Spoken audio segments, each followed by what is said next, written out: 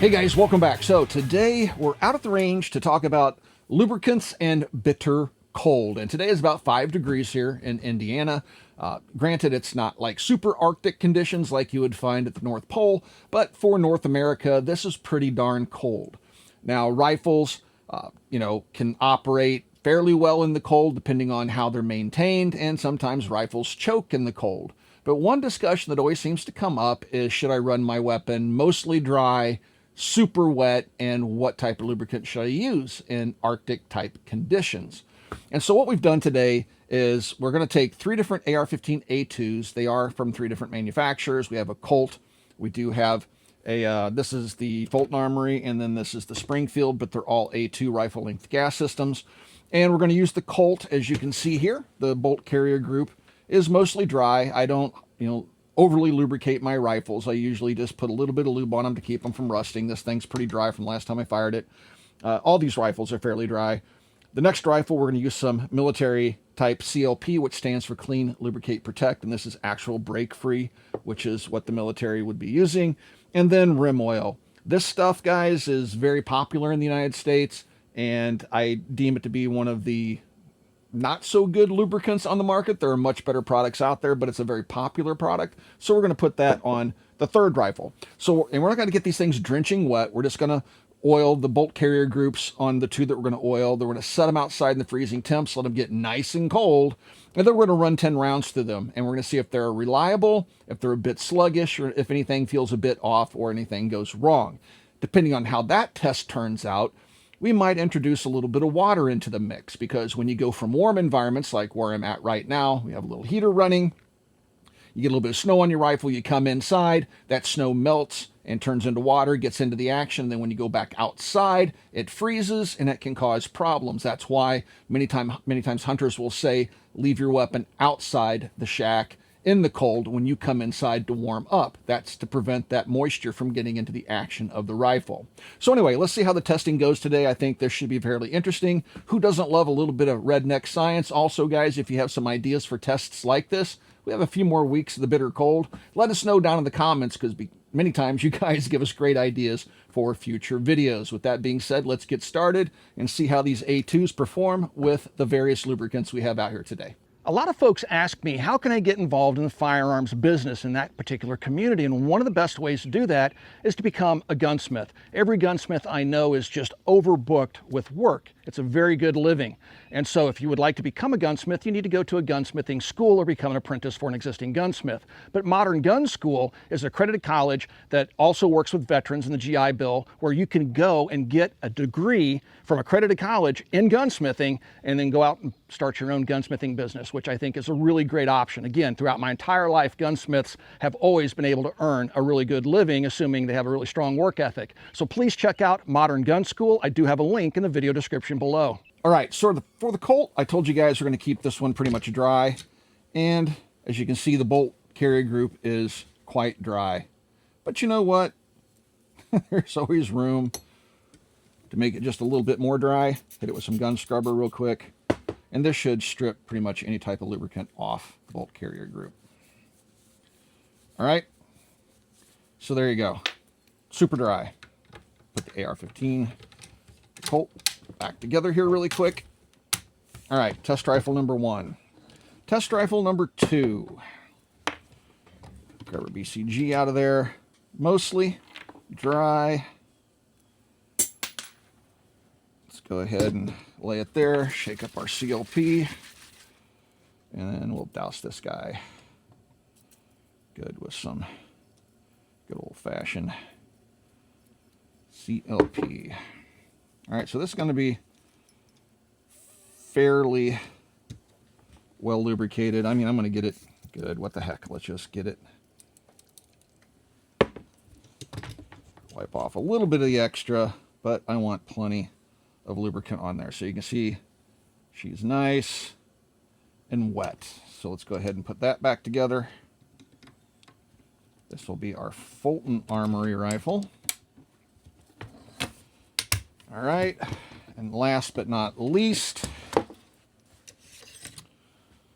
we have our Springfield A2. And we're going to hose this down with some rim oil. Wipe off a little bit of the extra. As you can see, let's make sure we don't wipe off too much. All right.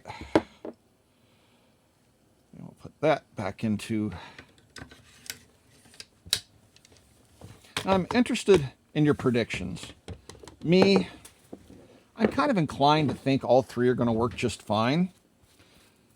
If we could get into like 10, maybe 15 below zero, maybe things would change.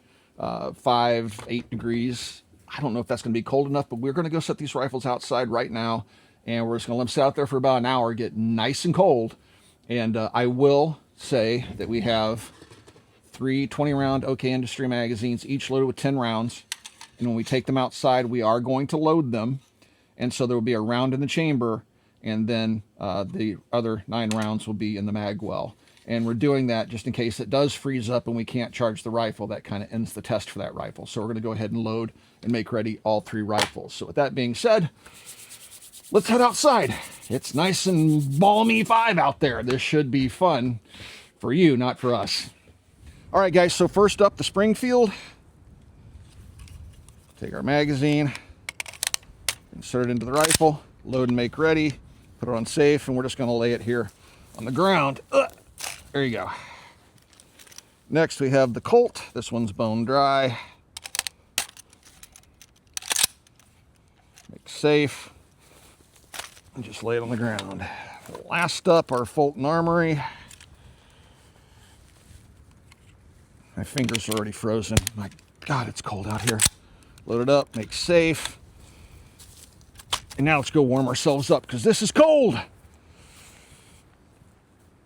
So guys, it has gotten bitterly cold. The wind has picked up even more quickly.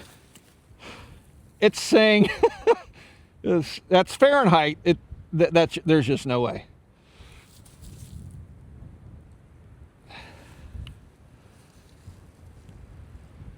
All right, I'm going with my thing's bad. I think this thing's finally pooped. There's no way it's negative 20 degrees out here. But what we do know, according to the watch, is it's 5 degrees, according to the National Weather Service. All right, so with that being said, the Colt, this one's the bone dry one, 10 rounds. I'm gonna do this quickly as possible because this is brutal conditions. All right, felt fine, not sluggish whatsoever.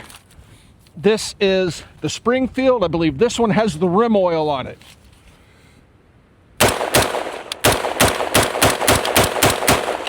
Felt the trigger lock up there. It didn't quite reset properly, but it functioned just fine. And now the CLP and the Fulton Armory. Click, no bang. Click, no bang.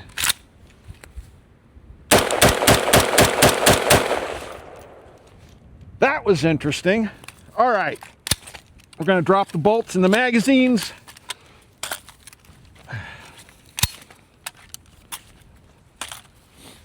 And then we're going to get some water. Come on, get out of there. Come back out and try this again. All right, guys, so we're going to load these up. We're using Federal One M193 ball ammunition. Go ahead and grab the Colt. Charge it. Safe. This is the rim oil gun.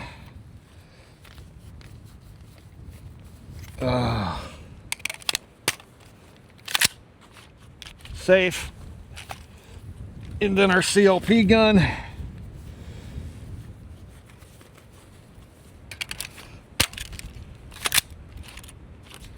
Safe.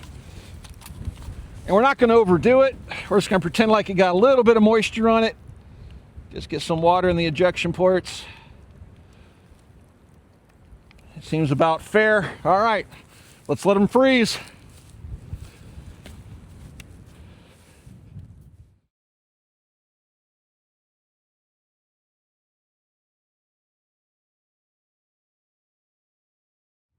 All right, guys, it's been over a half hour. These things are frozen. So let's pick up the AR15. Let's do the bone dry Colt first, all right? We have a round in the chamber, 10 rounds. All right, no issues.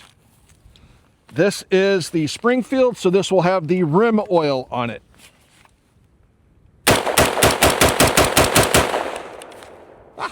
No issues. And the CLP, here we go.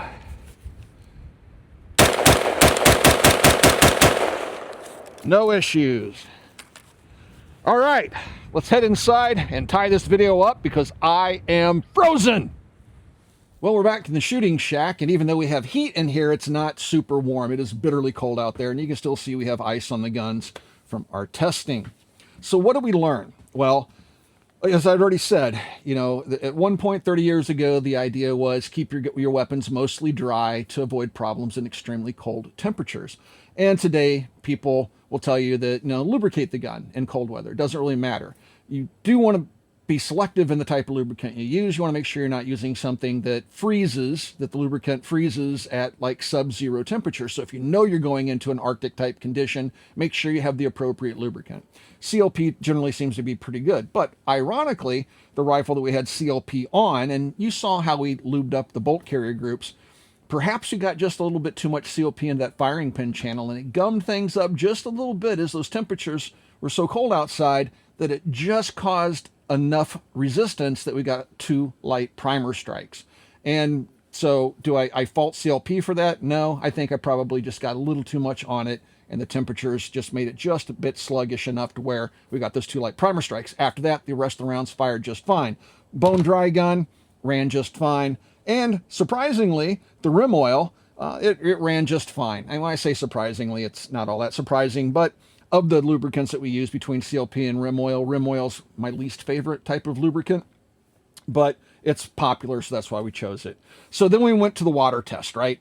And the rifles ran just fine. We put a round in the chamber, just put some water on the bolt carrier groups as if they had gone from an Arctic environment into a warm environment back outside. They had snow on them, and a little bit of moisture got into the actions of the weapons, and all 3 of them functioned just fine. At the end of the day, I think that, you know, I'll continue to basically lightly lubricate my bolt carrier groups on AR-15s and rifles like that. You don't have to soak them in oil. Just put a little bit on there to prevent rust, give a little bit of lubrication, wipe off the excess, and you should be fine in most temperatures that you're going to find in North America. You Canadians, I don't know what you have to deal with up there. I saw some negative 36 temps the last couple of days. We're filming this right after the big blizzard just swept across the entire continent, United States. So anyway, if you guys have any ideas about future tests, we do still have a few more days of cold weather. Let us know down in the comments. As I've already said, we do like to read those comments. You guys give us some great ideas for future videos. If you'd like to support us here at the Military Arms channel, the best way to do that is become part of our Patreon family, and you can do that by following the link in the video description below. Right here on YouTube, you got the subscribe button underneath the video player you're watching right now. Mash that button, and you can support us right here on YouTube in the age of demonetization. I really want to thank you guys for 18 years of support. It is greatly appreciated. Please swing by, check out Copper Custom, and we will talk to you guys soon. Stay warm out there.